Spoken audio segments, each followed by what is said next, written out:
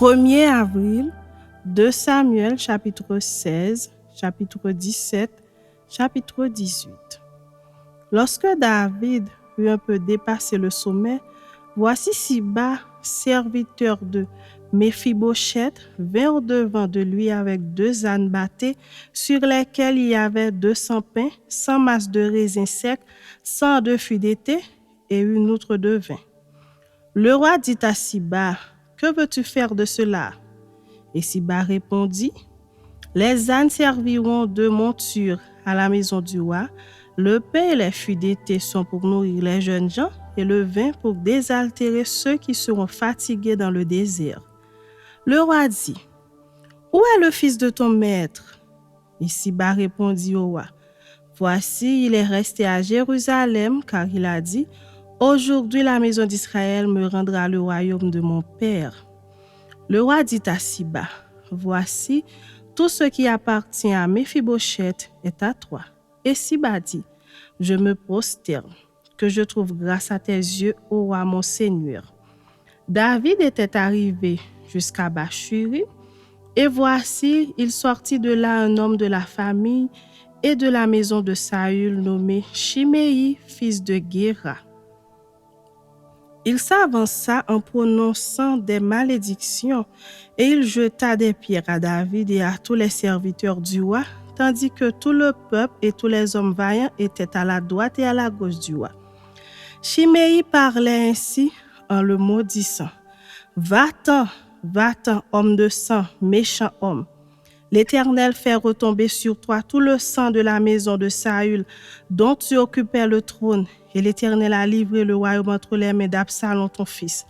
Et te voilà malheureux comme tu le mérites, comme tu es un homme de sang. » Alors Abishai, fils de Sérouja, dit au roi, « Pourquoi ce chien mort maudit-il le roi, mon seigneur? Laisse-moi, je te prie, aller lui couper la tête. » Mais le roi dit, « Qu'ai-je à faire avec vous, fils de Sérouja? S'il maudit, c'est que l'Éternel lui a maudit. Maudit David, qui donc lui dira, « Pourquoi agis-tu ainsi? » Et David dit à Abishai et à tous ses serviteurs, « Voici mon fils qui est sorti de mes entrailles, en veut à ma vie. À plus forte raison ce Benjamite.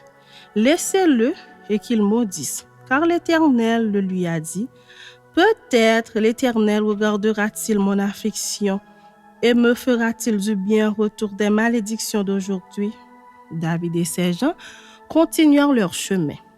Et Shimei marchait sur le flanc de la montagne, près de David, et en marchant, il maudissait. Il jetait des pierres contre lui. Il faisait voler la poussière. Le roi et tout le peuple qui était avec lui arrivèrent à Agéphim, et là, ils se reposèrent. Absalom et tout le peuple, les hommes d'Israël, étaient entrés dans Jérusalem, et Achitophel était avec Absalom.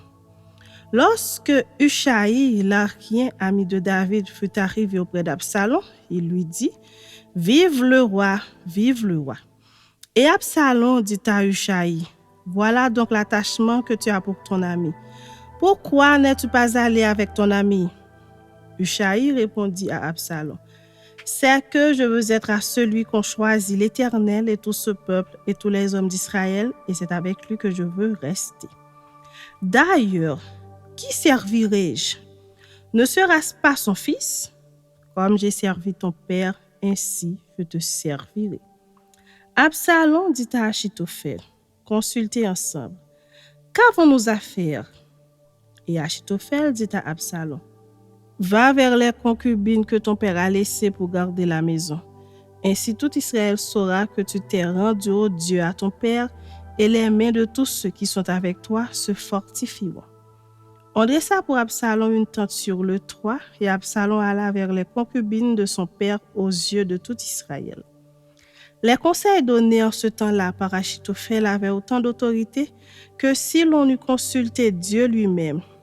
Il en était ainsi de tous les conseils d'Achitophel, soit pour David, soit pour Absalom. Chapitre 17. Achitophel dit à Absalom, « Laisse-moi choisir 12 000 hommes. Je me lèverai et je poursuivrai David cette nuit même. Je le surprendrai pendant qu'il est fatigué et que ses amis sont affaiblis. Je l'épouvanterai et tout le peuple qui est avec lui s'enfuira. Je frapperai le roi seul et je ramènerai à toi tout le peuple. La mort de l'homme à qui tu en veux assurera le retour de tous et tout le peuple sera en paix. Cette parole plut à Absalom et à tous les anciens d'Israël. Cependant, Absalom dit, appelez encore Hushaï l'Archien et que nous entendions aussi ce qu'il dira. Hushaï vint auprès d'Absalom et Absalom lui dit, voici comment a parlé Achitophel. Devons-nous faire ce qu'il a dit ou non? Parle-toi. Hushaï répondit à Absalom, pour cette fois, le conseil qu'a donné Achitophel n'est pas bon. Et Hushaï dit, tu connais la bravoure de ton père et de ses gens. Ils sont furieux comme le serait dans les champs une ours à qui l'on aurait enlevé ses petits. Ton père est un homme de guerre et il ne passera pas la nuit avec le peuple. Voici maintenant il est caché dans quelque fosse ou dans quelque autre lieu. Et si dès le commencement, il en est qui tombent sous leur coup, on ne tardera pas à l'apprendre et l'on dira, il y a une défaite parmi le peuple qui suit Absalom. Alors le plus vaillant, eût-il un cœur de lion, sera saisi d'épouvante, car tout Israël sait que ton père est un héros et qu'il a des braves avec lui. Je conseille donc que tout Israël se rassemble auprès de toi, depuis Dan jusqu'à Beersheba, multitude pareille au sable qui est sur le bord de la mer. Tu marcheras en personne au combat. Nous arriverons à lui en quelques lieux, que nous le trouvions, et nous tomberons sur lui comme la rosée tombe sur le sol. Et pas un n'échappera, ni lui, ni aucun des hommes qui sont avec lui. S'il se retire dans une ville, tout Israël portera des cordes vers cette ville, et nous la traînerons au torrent, jusqu'à ce qu'on n'en trouve plus une pierre. Absalom et tous les gens d'Israël dirent, le conseil de Hushaï l'Archien vaut mieux que le conseil d'Achitophel. Or, l'Éternel avait résolu d'anéantir le bon conseil d'Achitophel afin d'amener le malheur sur Absalom. Hushaï dit aux sacrificateurs Sadok et Abiathar, Achitophel a donné tel et tel conseil à Absalom et aux anciens d'Israël. Et moi, j'ai conseillé telle et telle chose. Maintenant, envoyez tout de suite informer David et faites-lui dire, ne passe point la nuit dans les plaines du désert, mais va plus loin, de peur que le roi et tout le peuple qui est avec lui ne soient exposés à périr. Jonathan et Achimahat se tenaient à En-Rogel. Une servante vint leur dire d'aller informer le roi David, car il n'osait pas se montrer et entrer dans la ville. Un jeune homme les aperçut et le rapporta à Absalom. Mais ils partirent tous deux en hâte, et ils arrivèrent à Bachurim, à la maison d'un homme qui avait un puits dans sa cour, et ils y descendirent. La femme prit une couverture qu'elle étendit sur l'ouverture du puits, et elle y répandit du grain pilé, pour qu'on ne se doutât de rien. Les serviteurs d'Absalom entrèrent dans la maison auprès de cette femme et dirent, « Où sont Achimahat et Jonathan ?» La femme leur répondit, « Ils ont passé le ruisseau. » Ils cherchèrent et ne les trouvant pas, ils retournèrent à Jérusalem. Après leur départ, Achimahat et Jonathan remontèrent du puits et allèrent informer le roi David. Ils dirent à David, « Levez-vous et hâtez-vous de passer l'eau, car Achitophel a conseillé contre vous telle chose. » David et tout le peuple qui était avec lui se levèrent et ils passèrent le Jourdain. À la lumière du matin, il n'y en avait pas un qui fût resté à l'écart, pas un qui n'eût passé le Jourdain. Achitophel, voyant que son conseil n'était pas suivi, sela son âne et partit pour s'en aller chez lui dans sa ville. Il donna ses ordres à sa maison et il s'étrangla. C'est ainsi qu'il mourut et l'on l'enterra dans le sépulcre de son père. David arriva à Mahanaïm et Absalom passa le Jourdain, lui et tous les hommes d'Israël avec lui. Absalom mit Amasa à la tête de l'armée en remplacement de Joab. Amasa était fils d'un homme appelé Jitra, l'Israélite qui était allé vers Abigail, fille de Nachak et sœur de Séruja, mère de Joab. Israël et Absalom campèrent dans le pays de Galahad. Lorsque David fut arrivé à Mahanaïm, Shobi, fils de Nachak, de Rabba des fils d'Amon, Makir, fils d'Amiel de Lodébar, et Barzilai, le Gaaladite de Rogelim, apportèrent des lits, des bassins, des vases de terre, du froment, de l'orge, de la farine, du grain rôti, des fèves, des lentilles, des pois rôtis, du miel, de la crème, des brebis et des fromages de vache. Ils apportèrent ces choses à David et au peuple qui était avec lui, afin qu'ils mangeassent, car ils disaient: ce peuple a dû souffrir de la faim, de la fatigue et de la soif dans le désert. Chapitre 18. David passa en revue le peuple qui était avec lui, et il établit sur eux des chefs de milliers et des chefs de centaines. Il plaça le tiers du peuple sous le commandement de Joab, le tiers sous celui d'Abishai, fils de Séruja, frère de Joab, et le tiers sous celui d'Itaï de Gath.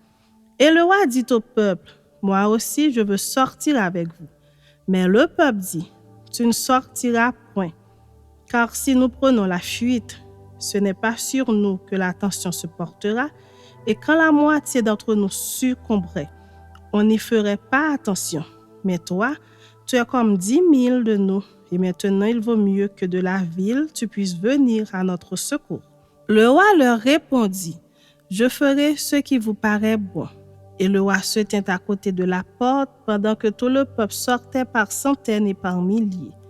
Le roi donna cet ordre à Joab, à Abishai et à Itaï: pour l'amour de moi, doucement avec le jeune Absalom.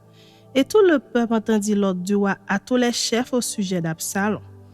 Le peuple sortit dans les champs à la rencontre d'Israël, et la bataille eut lieu dans la forêt d'Éphraïm. Là, le peuple d'Israël fut battu par les serviteurs de David, et il eut en ce jour une grande défaite de 20 000 hommes. Le combat s'étendit sur toute la contrée, et la forêt dévora plus de peuple ce jour-là que l'épée n'en dévora. Absalom se trouva en présence des gens de David. Il était monté sur un mulet. Le mulet pénétra sous les branches entrelacées d'un grand térébinthe, et la tête d'Absalom fut prise au térébinthe. Il demeura suspendu entre le ciel et la terre, et le mulet qui était sous lui passa outre. Un homme ayant vu cela vint dire à Joab: voici, j'ai vu Absalom suspendu à un térébinthe. Et Joab dit à l'homme qui lui apporta cette nouvelle: tu l'as vu? Pourquoi donc ne l'as-tu pas abattu sur place? Je t'aurais donné 10 cycles d'argent et une ceinture. Mais cet homme dit à Joab: quand je pèserai dans ma main 1000 cycles d'argent, je ne mettrai pas la main sur le fils du roi. Car nous avons entendu cet ordre que le roi t'a donné à toi, à Abishai et à Itaï. Prenez garde chacun au jeune Absalom. Et si juste attenté perfidement à sa vie, rien n'aurait été caché au roi, et tu aurais été toi-même contre moi. Joab dit: je ne m'arrêterai pas auprès de toi. Et il prit en main 3 javelots et les enfonça dans le cœur d'Absalom, encore plein de vie, au milieu du térébinthe. 10 jeunes gens qui portaient les armes de Joab entourèrent Absalom, le frappèrent et le firent mourir. Joab fit sonner de la trompette, et le peuple revint, cessant ainsi de poursuivre Israël, parce que Joab l'en empêcha. Ils prirent Absalom, le jetèrent dans une grande fosse au milieu de la forêt, et mirent sur lui un très grand monceau de pierre. Tout Israël s'enfuit, chacun dans sa tente. De son vivant, Absalom s'était fait ériguer un monument dans la vallée du roi, car il disait: je n'ai point de fils par qui le souvenir de mon nom puisse être conservé. Et il donna son propre nom au monument qu'on appelle encore aujourd'hui monument d'Absalom. Achimahat, fils de Sadok, dit: laisse-moi courir et porter au roi la bonne nouvelle que l'Éternel lui a rendu justice en le délivrant de la main de ses ennemis. Joab lui dit, ce n'est pas toi qui dois porter aujourd'hui les nouvelles. Tu les porteras un autre jour, mais non aujourd'hui, puisque le fils du roi est mort. Et Joab dit à Cushi, va et annonce au roi ce que tu as vu. Cushi se prosterna devant Joab et courut. Achimahat, fils de Sadoc, dit encore à Joab, quoi qu'il arrive, laisse-moi courir après Cushi. Et Joab dit, pourquoi veux-tu courir, mon fils? Ce n'est pas un message qui te sera profitable. Quoi qu'il arrive, je veux courir, reprit Achimahat. Et Joab lui dit, cours. Achimahat courut par le chemin de la plaine et il devança Cushi. David était assis entre les deux portes. La sentinelle alla sur le toit de la porte vers la muraille. Elle leva les yeux et regarda. Et voici un homme courait tout seul. La sentinelle cria et avertit le roi. Le roi dit, s'il est seul, il apporte des nouvelles. Et cet homme arrivait toujours plus près. La sentinelle vit un autre homme qui courait.